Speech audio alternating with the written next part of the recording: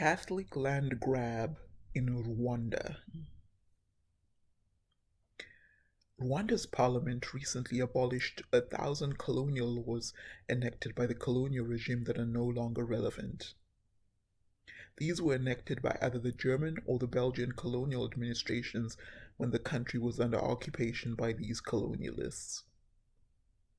Under one of the articles that was repealed is a colonial law that gave the Catholic Church access to thousands of hectares of land which were stolen from native Rwandans.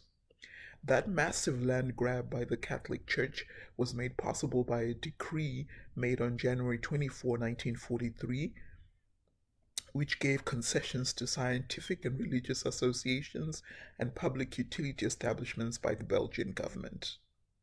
Among the colonial laws is a law that made it possible for the Catholic Church missionaries to acquire so much land which they still have. The Catholic Church must return the land to native Rwandans. It is stolen property. One would think that after independence the Church would have returned the land it stole, but it still has not. German colonization of Rwanda started at the end of the 19th century and lasted until 1916. The German colonial authorities recognized the king's authority over the land. Belgian colonization introduced changes in the management of the country, which were later used to destroy the traditional systems. The 1926 reform divided the country into chieftainships and abolished the land by which or the system by which a chief could own several land properties in different parts of the country.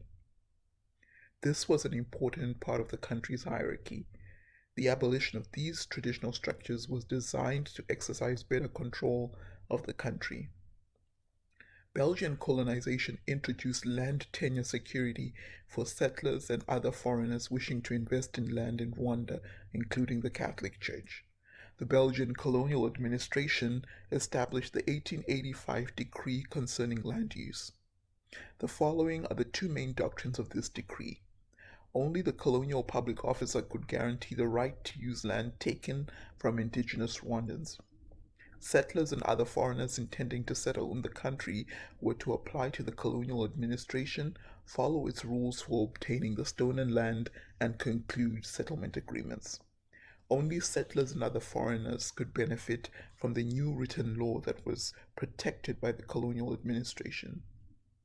The written law also applied to Catholic and Protestant missions who owned land, concerning free transfer and concessions to religious organizations.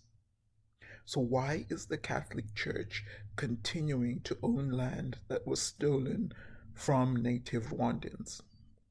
The Catholic Church must return all the stolen land back to the original owners.